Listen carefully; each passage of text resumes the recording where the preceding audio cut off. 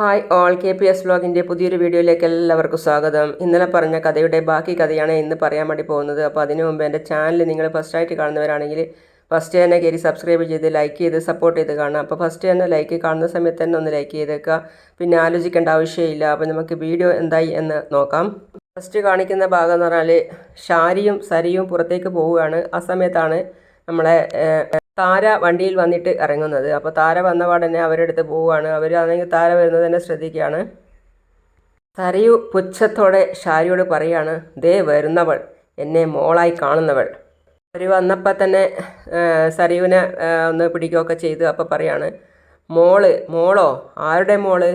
അവർക്ക് സംസാരശേഷിയില്ല, ആംഗ്യ ഭാഷയിൽ പറയുകയാണ്. എൻ്റെ അടുത്ത് വരരുത് എന്ന് ഞാൻ പറഞ്ഞിട്ടില്ലേ? ഓട്ടെ മോളിങ്ങോട്ട് വാ എന്ന് ഷാരി പറയാണ്. എന്തിനാടി എൻ്റെ മോളുടെ അടുത്തേക്ക് വരുന്നത്? ഉളുപ്പില്ലേ? അവർ വലിച്ചു വെച്ച് വാരി പുണരുകയാണ്, എൻ്റെ മോളാണ് എന്ന് പറഞ്ഞിട്ട്. അപ്പോൾ സരയു പറയുകയാണ് ഷാരിയോട്, അവർ പറയുന്നത് എൻ്റെ മോളാണെന്നാണ്, എന്നെ വിട് എന്ന് പറഞ്ഞ് സരയു തട്ടി കൊടയുകയാണ്. സരയു പറയുകയാണ് താരയോട്, ദേ ഹോസ്പിറ്റലിൽ ആൾക്കാരൊക്കെ ഉണ്ട്, അല്ലെങ്കിൽ ഞാനൊന്ന് പൊട്ടിച്ചു തന്നേനെ. നാട്ടിൽ ഒരുപാട് പെൺകുട്ടികളുണ്ട്, അമ്മയില്ലാത്ത പെൺകുട്ടികളും കാണും, അവരുടെ പിന്നാലെ ചെല്ല് അമ്മയാണെന്നും പറഞ്ഞ്. ചിലപ്പോൾ അവർ സ്വീകരിക്കുമായിരിക്കും. എനിക്ക് ഏതായാലും ഒരു അമ്മയുണ്ട് ഇപ്പോൾ, എന്നെ പ്രസവിച്ച അമ്മ എന്ന് പറഞ്ഞ് ഷാരിയെ പിടിച്ച് കാണിച്ചു കൊടുക്കുകയാണ് സരയു. പാവം ആ സ്ത്രീ നോക്കി നിൽക്കുകയാണ്. സരയുവിനെ ഷാരി പിടിച്ചു കൊണ്ടുപോയി, നീ ഇങ്ങോട്ട് വാ മോളെ എന്ന് പറഞ്ഞിട്ട്. അപ്പോൾ സരയു പറയാണ് കുറച്ച് അങ്ങോട്ട് എത്തിയപ്പോൾ, അമ്മേ, അല്ലെങ്കിൽ അമ്മ ചൂലെടുത്തിട്ട് അടിക്കാൻ നോക്കുന്നതാണല്ലോ, ഇന്നെന്താ അമ്മ കൂടുതലൊന്നും പറയാതിരുന്നേ? പറയുന്നത് എന്തിനാ മോളെ? അവൾ പറയുന്നതിലൊന്നും ഒരു കഴമ്പും ഇല്ല. പിന്നെ നമ്മളെന്തിനാ വെറുതെ വായിട്ട് അലക്കുന്നത്? നീ ഇങ്ങോട്ട് വാ മോളെ.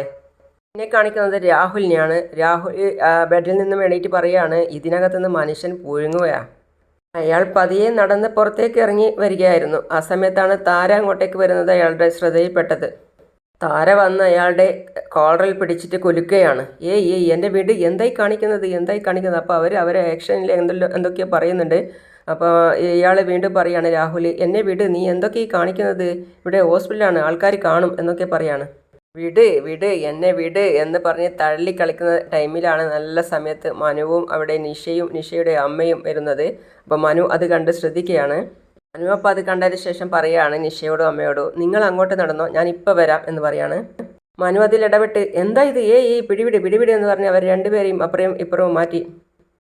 എന്താന്ന് എന്ന് പറഞ്ഞ് അവൻ ചോദിക്കുന്നതിനിടയിൽ താര അവനെയും കയറി പിടിച്ചു. മനു അപ്പോൾ പറയുകയാണ് രാഹുലിനോട്, പറഞ്ഞത് കേട്ടില്ലേ? അവരുടെ ആക്ഷൻ മനസ്സിലായില്ലേ? പറയുന്നത് അവരുടെ കുഞ്ഞിനെ വേണം എന്നാണ്, എന്നാൽ പിന്നെ കൊടുത്തൂടെ? അപ്പോഴാണ് അവിടെ പതിയെ നടന്നിട്ട് ഷാരിയും സരയുവും വരുന്നത്. രാഹുൽ പറയാണ്, താരേ നീ ഇപ്പോൾ പോ, ഷാരിയും സരയുവും വരുന്നുണ്ട്. ഓ, പറയുന്നത് കേട്ടില്ലേ? ഇവരുടെ മോളാണ് നിങ്ങളുടെ മോള് എന്ന് പറയാൻ, സരയു ഇവരുടെ മോളാണെന്ന് പറയാൻ. സരയും ഷാരിയും അവിടെ എത്തി അവരുടെ അടുത്ത്. അപ്പോൾ അവർ മെല്ലെ അവളുടെ മുഖത്ത് തൊടുകയാണ്, തലോടുകയാണ്. എന്ന് പറഞ്ഞ് സരയു കൈതട്ടി മാറ്റി. മോളോ? ആരുടെ മോള് എന്ന് പറഞ്ഞ് അവരുടെ മുഖത്ത് റെഡി കൊടുത്തു. അപ്പോൾ എല്ലാവരും ഞെട്ടിപ്പോയി. അനു അപ്പോൾ മനസ്സിൽ ചിന്തിക്കുകയാണ്, സ്വന്തം മോള് തന്നെ പെറ്റമ്മയുടെ കവിളത്ത് തല്ലി. Very good. അപ്പോഴാണ് ഷാരി പറയുന്നത്, നിന്നോട് പോകാൻ പറഞ്ഞില്ലേ, എന്തിനാ ഇവിടെ കിടന്നിങ്ങനെ കറങ്ങുന്നേ? അപ്പോഴാണ് സരയു പറയുന്നത്, അച്ഛന് സത്യം അറിയാം എന്നാണല്ലോ ഇവർ പറയുന്നത്. എന്ത് സത്യമാണ് അറിയാവുന്നത്? ഇവരുടെ മോളാണോ? അപ്പോഴാണ് താര അയാളെ കയറി പിടിക്കുന്നത്. അപ്പോൾ അവിടെ എത്തി സരയുവും ഷാരി തടുക്കുകയാണ്. ഇവൾ നിങ്ങളുടെ മോളല്ല എന്ന് പറഞ്ഞ് ഷാരി ഷാഢ്യം പിടിച്ച് അവരെ തള്ളി മാറ്റുകയാണ്.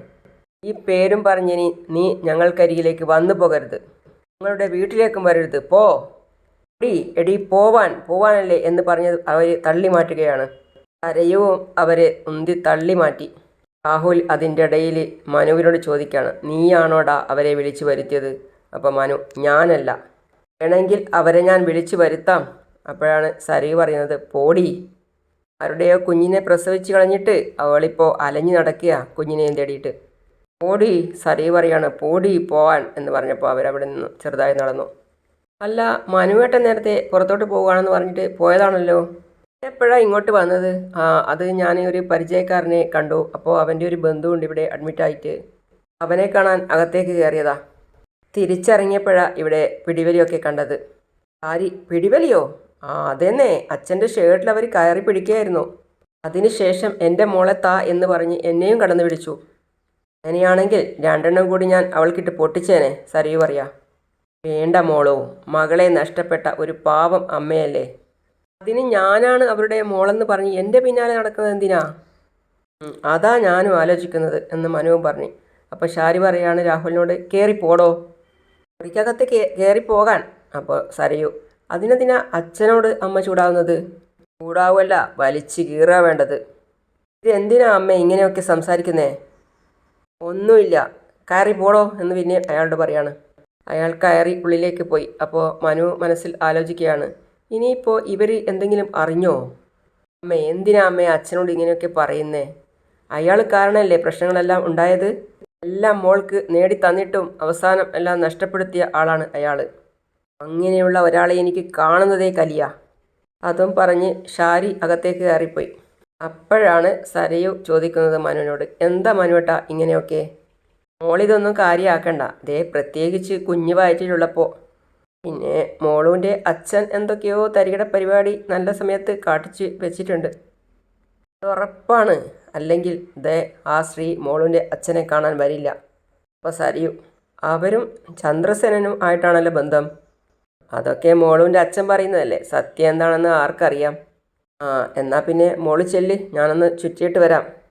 വീണ്ടും പോവുകയാണോ? എന്നാൽ പിന്നെ ഞാനും കൂടെ വരാം. ഈ തലക്ക് സുഖമില്ലാത്ത ആൾക്കാരുടെ കൂടെ നിന്ന് ഞാനങ്ങ് മടുത്തു. മോളെ, ഞാൻ ഈ ബിസിനസ് ആവശ്യത്തിനല്ലേ പോകുന്നത്, മോള് ചെല്ല്. ശരി. മോൾക്ക് എന്തെങ്കിലും വാങ്ങിച്ചു കൊണ്ടുവരണോ? വേണ്ട, നമുക്ക് ഒന്നിച്ച് പോകുമ്പോൾ വാങ്ങിക്കാം. ശരി മോളോ എന്ന് പറഞ്ഞ് മനു അവിടെ നിന്ന് നടന്ന്. മനു നേരെ പോയത് നിഷയുടെയും അമ്മയുടെയും അടുത്തേക്കാണ്. നിഷ അടുത്തേക്ക് പോയിട്ട് ചോദിക്കുകയാണ്, അയാൾ ആരാണ് റോണിയേട്ടാ? എൻ്റെ പരിചയത്തിലുള്ള ഒരാളാ. എൻ്റെ കമ്പനിയൊക്കെ നോക്കി നടത്തുന്നത് അയാളാ. ഇടയ്ക്ക് വെച്ച് ഈ കമ്പനിയിൽ വെച്ച് ചില തിരിമറികളൊക്കെ നടത്തിയതോടെ ഞാൻ അയാളെ പറഞ്ഞു വിട്ടായിരുന്നു. അതിനുശേഷം അയാൾ മെൻ്റലായി. കുറച്ച് നാൾ മെൻ്റൽ ഹോസ്പിറ്റലായിരുന്നു. ആരോ തലയടിച്ച് പൊട്ടിച്ചു, ഇവിടെ അഡ്മിറ്റ് ആക്കിയിരിക്കുക. അതിന് അയാളുടെ കുത്തിന് വേറൊരു സ്ത്രീ പിടിക്കുന്നതാണല്ലോ കണ്ടത്. ഒന്നും പറയണ്ട, അയാളുടെ രണ്ടാം ഭാര്യ. അവരെ മുങ്ങി നടക്കുകയായിരുന്നു. എങ്ങനെയോ അയാളുണ്ടെന്ന് കരുതി ഇങ്ങോട്ട് വന്നതാ. നമ്മൾ പരിചയത്തിലുള്ള ഒരാളെ കാണുമ്പോൾ കണ്ടില്ല എന്ന് നടിച്ചിട്ട് പോകാൻ പറ്റുമോ? അപ്പം നിഷ പറയാണ്, ഇതിനകത്തൊക്കെ എന്തിനാ റോണിയേട്ടൻ ചെന്ന് ഇടപെടുന്നേ? ഞാൻ അങ്ങനെയാണെന്നേ, നമ്മളുമായിട്ട് കടുപ്പമുള്ള ആരെങ്കിലും ആണെങ്കിൽ അങ്ങനെ ആർക്കെങ്കിലും എന്തെങ്കിലും വിഷമം ഉണ്ടായാൽ കണ്ടില്ല എന്ന് നടിച്ചിട്ട് പോകാൻ പറ്റുമോ? അല്ല, റോണിയേട്ടൻ ഇവിടെ കമ്പനിയൊന്നും ഇല്ലെന്നല്ലേ പറഞ്ഞത്? എനിക്കിവിടെയും കുറച്ച് പരിചയമുള്ള ആൾക്കാരൊക്കെ ഉണ്ട്. തിരുവനന്തപുരത്തും എറണാകുളത്തും കോഴിക്കോടും ഒക്കെ. തിരുവനന്തപുരത്ത് ബ്രാഞ്ച് മാനേജറായിരുന്നു അയാൾ. ഇപ്പോഴും ഞാൻ അയാളെ പറഞ്ഞു വിട്ടിട്ടൊന്നുമില്ല. തലയ്ക്ക് സുഖമില്ലാത്ത ആളെയൊക്കെ എന്തിനാ മോനെ വെച്ചുകൊണ്ടിരിക്കുന്നത്? ഒരാൾക്ക് അസുഖം വന്നു എന്ന് കരുതി നമുക്ക് ഒഴിവാക്കാൻ പറ്റുമോ? അയാൾക്കും ജീവിക്കണ്ടേ? ഒന്നാമത് സാധ്യതയുള്ള കൂട്ടത്തിലാണ് ഈ രാഹുൽ. അയാളുടെ മോക്കുമുണ്ട് ഇതുപോലൊരു അസുഖം. അവളുടെ കാര്യം ഇതിലും വിചിത്രമാണ്. ആരെയെങ്കിലും കണ്ടു കഴിഞ്ഞാൽ അവളുടെ ഭർത്താവാണെന്ന് പറയും. അവളുടെ ഭർത്താവിൻ്റെ പേര് മനോഹർ എന്നോ മറ്റോ ആണ്. അവൻ അവളെ വഞ്ചിച്ചുകൊണ്ട് പോയി. അതിനുശേഷം ഏത് ചെറുപ്പക്കാരെ കണ്ടാലും മനുവേട്ട മനുവേട്ട എന്ന് വിളിച്ച് ഓടി വരും. ഓടി ചെന്ന് വന്ന് കെട്ടിപ്പിടിക്കുകയും ചെയ്യും. അപ്പോൾ നിഷയുടെ അമ്മ പറയാണ്, അവൾക്ക് തലക്ക് സുഖമില്ലാത്തത് കൊണ്ടായിരിക്കും. അവളുടെ കെട്ടിയോനും അവളെ വിട്ടിട്ട് പോയതല്ലേ. അപ്പോൾ മനു, ആയിരിക്കും. അതിൻ്റെ ഒരു സഹതാപം എനിക്ക് അവളോടുണ്ട് എന്ന് കരുതി അടുത്തോട്ടൊന്നും പോകാൻ പറ്റില്ല. അടുത്ത് പോയാൽ ഇതായിരിക്കും അവസ്ഥ. ഞാനായിരിക്കും പിന്നെ മനുവേട്ടൻ. അപ്പോൾ നിഷ വിഷമത്തോടെ പറയാണ്, അങ്ങനെയുള്ളവരായിട്ടൊന്നും അടുപ്പം കാണിക്കണ്ട കേട്ടോ. അപ്പോൾ മനു, ഇല്ല ഇടയ്ക്ക് നിങ്ങൾ പോയപ്പോൾ വന്നായിരുന്നു, സമയമൊന്നും ഇവിടെ നിൽക്കണ്ട. അപ്പോൾ മനു പറയാണ്, എന്ന് വെച്ച് ഈ തലക്ക് സുഖമില്ലാത്തൊരു കുട്ടിയല്ലേ, അതും ചെറുപ്പക്കാരി, അതിൻ്റെ ഒരു സഹതാപം അവളോട് കാണിച്ചേ പറ്റൂ. നിഷയുടെ അമ്മ പറയാണ്, എന്നാൽ പിന്നെ ഞങ്ങൾ പോയിട്ട് വരാം മോനെ. അപ്പോൾ മനു പറഞ്ഞ് അപ്പോൾ നിഷ ചോദിക്കുകയാണ്, ഇനി എപ്പോഴാണ് കാണുന്നേ? എപ്പോൾ വേണമെങ്കിലും കാണാലോ. നിഷ ഒന്ന് വിളിച്ചാൽ മതി. ബിസിനസ് മീറ്റിംഗ് ഒന്നും ഇല്ലെങ്കിൽ ഞാൻ ഓടിയെത്തിക്കോളാം. എന്നാൽ ഞങ്ങൾ ഇറങ്ങട്ടെ മോനെ. ഓ ശരി. ശരി. എൻ്റെ ദൈവമേ, ഇത്രയൊക്കെ ഉണ്ടായതുകൊണ്ട് രക്ഷപ്പെട്ടു.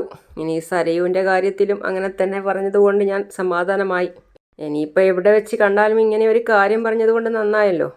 ഇനി സരയു വന്നിട്ട് എന്നെ മനുവേട്ടാന്ന് വിളിച്ചാലും അവിടെ പിടിച്ചു നിൽക്കാൻ പറ്റും. ആലോചിച്ച് ബാക്ക് തിരിഞ്ഞപ്പോഴാണ് താരയെ കാണുന്നത്. താര എന്തൊക്കെയോ ആക്ഷനായിട്ട് കാണിച്ചു കൊടുക്കുന്നുണ്ട്. അപ്പം മനു പറയാണ്, നിങ്ങൾ പറയുന്നതൊന്നും എനിക്ക് മനസ്സിലാവുന്നില്ല, അറിയാവുന്നവരോട് പോയി സംസാരിക്ക്. അത് പറഞ്ഞപ്പോൾ അവർ കയറി പിടിച്ചിരുന്നു മനുവിനെ. മനുവിൻ്റെ കുപ്പായത്തിൻ്റെ അതായത് ഷർട്ടിൻ്റെ കൊളറിൽ പിടിച്ചിട്ട് അപ്പോഴേക്കും കഴിഞ്ഞിരുന്നു. അവർ അങ്ങോട്ടും ഇങ്ങോട്ടും പിടിച്ച് വലിക്കുകയോ തള്ളുകയൊക്കെ ചെയ്യാണ്. വിട് വിട് എന്ന് പറഞ്ഞ് ഒരു വിധത്തിൽ തള്ളി മാറ്റി മനു. നിങ്ങളുടെ മോളാണ് സരയു എന്നൊക്കെ എനിക്കറിയാം. പക്ഷേ കൂടുതൽ കളിച്ചാലുണ്ടല്ലോ മകള് തന്നെ അമ്മയെ കൊന്നിരിക്കും. അതിന് വേണ്ട സാഹചര്യം ഞാൻ ഉണ്ടാക്കും.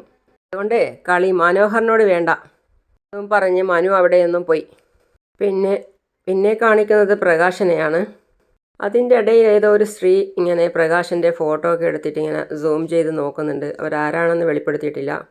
സ്വന്തം മോനെ ജയിലിൽ നിന്ന് റിമാൻഡ് ചെയ്ത് ജയിലിലേക്ക് അയച്ചപ്പോൾ ഈ മനുഷ്യൻ്റെ ഹൃദയം നിന്നുപോയി എന്ന് കല്യാണി പറയുകയാണ്. അതായത് പ്രകാശനെ കൊണ്ടാണ് പറയുന്നത്. അപ്പോൾ ആ പറഞ്ഞ കാര്യങ്ങളൊക്കെ പ്രകാശൻ ആലോചിക്കുകയാണ്. ഇങ്ങനെയുള്ള അവസരത്തിലാണ് ഈ മനുഷ്യന് ഹൃദയമുണ്ടെന്ന് മറ്റുള്ളവർ മനസ്സിലാക്കുന്നത്. വിക്രം ജയിലിലേക്ക് പോയതിന് വഴിവെച്ചത് സ്വന്തം അച്ഛൻ തന്നെയാണ്. അങ്ങനെ പ്രകാശൻ അവിടെ ഇരുന്നുകൊണ്ട് കല്യാണി പറഞ്ഞ കാര്യങ്ങളൊക്കെ ഓർത്തുകൊണ്ടിരിക്കുകയാണ്. പ്രകാശൻ പിന്നെ നേരെ വേറൊരു വീട്ടിലേക്കാണ് പോയത്. അപ്പോൾ അവർ അവിടെ നിന്ന് ചോദിക്കുകയാണ് ആരെ കാണാനാണ് വന്നതെന്ന്. അപ്പോൾ പ്രകാശൻ പറയാണ് നിന്നെ കാണാൻ വേണ്ടി തന്നെയാണ് വന്നത്. ഹാർട്ട് അറ്റാക്ക് വന്ന് ആശുപത്രി കിടക്കുന്ന സമയത്ത് അവിടെ വന്ന് എന്നെ കാണുമെന്ന് ഞാൻ പ്രതീക്ഷിച്ചു. എന്നെ വന്നൊന്ന് കാണാൻ നിനക്ക് തോന്നിയില്ലല്ലോ. നിങ്ങൾക്കിങ്ങനെ ഒരു ഭാര്യയും ഇല്ലല്ലോ. അപ്പോൾ പിന്നെ ഇതുപോലൊരു ഭർത്താവ് എനിക്കുണ്ടെന്ന് ഞാൻ കരുതേണ്ട കാര്യവുമില്ലല്ലോ. അപ്പോൾ അവിടെ കല്യാണി പ്രത്യക്ഷപ്പെട്ടു. അപ്പോൾ കല്യാണിനോട് പ്രകാശൻ പറയാണ് ഞാൻ ഹാർട്ട് അറ്റാക്ക് വന്ന് ഹോസ്പിറ്റലിൽ കിടന്ന സമയത്ത് എൻ്റെ ബില്ലൊക്കെ നീ അടച്ചു എന്ന് അറിഞ്ഞു. ഓർമ്മയുണ്ട്. ഒരുപാട് തെറ്റുകൾ ഞാൻ എല്ലാവരോടും ചെയ്തിട്ടുണ്ട്. ഒരു ഗതിയും പരഗതിയില്ല. അമ്മ ഇപ്പോൾ അപ്പുറത്തെ വീട്ടിൽ ജോലിക്ക് നിൽക്കുക. ഞാൻ ചെയ്തിട്ടുള്ള എല്ലാ തെറ്റുകളും പൊറുക്കാൻ സാധിക്കുമെങ്കിൽ പൊറുക്കണം. കല്യാണി ചോദിക്കുകയാണ് നിങ്ങൾക്കിപ്പോൾ എന്താ വേണ്ടത്? അപ്പോൾ പ്രകാശം മനസ്സിൽ ഓർക്കുന്നത് വിക്രം പറഞ്ഞ കാര്യമാണ്. ഇവിടുന്ന് പുറത്തിറങ്ങിക്കഴിഞ്ഞാൽ ഒന്നിനെ ഞാൻ വെറുതെ വിടത്തില്ല. എൻ്റെ മനസ്സിൽ പ്രതികാരത്തിൻ്റെ കനലുണ്ട്. അത് എരിഞ്ഞു തീർക്കാൻ പോകുന്നത് കല്യാണിയും കിരണും ഒക്കെ ആയിരിക്കും. അവൻ്റെ ഭാര്യ എന്ന് പറഞ്ഞ സ്ത്രീ ചോദിക്കുകയാണ് ചോദിച്ചത് കേട്ടില്ലേ, എന്താ നിങ്ങൾക്ക് വേണ്ടത് എന്ന്. അയാൾ മനസ്സിൽ പിന്നെയും വേറെ എന്തൊക്കെയോ ആലോചിക്കുകയാണ്. എന്താ നിങ്ങളൊന്നും മിണ്ടാത്തേ? പൈസ വല്ലതും ഉണ്ടെങ്കിൽ 10 100 എന്തെങ്കിലും എടുത്തു കൊടുത്തേക്ക്. വീട്ടിൽ ഏത് ഭിക്ഷക്കാർ വന്നാലും ഞങ്ങൾ ധർമ്മം കൊടുക്കാറുണ്ട്. അങ്ങനെ പറയാൻ ഞങ്ങൾക്ക് ഒരു മടിയും ഇല്ല. വീട്ടിൽ വിശന്ന് വലഞ്ഞു വരുന്നവരെ പോലും സ്വീകരിക്കുന്ന വീടായത്. അവർക്കുള്ള ഭക്ഷണവും പൈസയും കൊടുത്തു വിടുന്ന വീട്. അങ്ങനെ വേണമെന്ന് എൻ്റെ മരുമോന് നിർബന്ധമാണ്. പിന്നെ എൻ്റെ മോളുടെ കാര്യം അറിയാലോ, അവൾ ശത്രുക്കളോട് പോലും കരുണ കാണിക്കുന്നൊരു കുട്ടിയാണ്. എന്നാൽ നിങ്ങളുടെ കാര്യത്തിൽ അത് ഉണ്ടാവുമെന്ന് വിചാരിക്കണ്ട. മോൾ ആശുപത്രിയിൽ വന്ന് പണം കെട്ടിയതുപോലും എനിക്കിഷ്ടപ്പെട്ടിട്ടില്ല. എങ്ങനെ ഇഷ്ടപ്പെടുന്നത്? ഒരേ ഒരു ആൺതരിയെ എനിക്കുണ്ടായിരുന്നുള്ളൂ. അവനിന്ന് ജയിലിലാണ്. 2 പയ്യന്മാരുടെ തലയെ അവൻ തല്ലിപ്പൊളിച്ചത്. ശരണ്യ എന്ന് പറയുന്നൊരു പാവം പെൺകുട്ടിയുടെ ജീവിതം പോലും അവൻ ഇല്ലാതാക്കി. രാജകുമാരനായിട്ട് വളർത്തിയ മോൻ്റെ അവസ്ഥ ഇത്. അങ്ങനെ ഒരു മോനും തന്നെപ്പോലൊരു ഭർത്താവും എല്ലാത്തിനും കാരണക്കാരിയായ ഒരമ്മായി അമ്മയും എനിക്കിനി ഇല്ല. അത്രയും കേട്ടപ്പോഴേക്കും പ്രകാശന് വല്ലാത്ത വിഷമായി. അപ്പോൾ അങ്ങനെയാണ് ഇന്നത്തെ കഥ അവസാനിക്കുന്നത്. അടുത്ത വീഡിയോയുമായിട്ട് ഉടൻ വരുന്നതാണ്. അതുവരേക്കും see you all.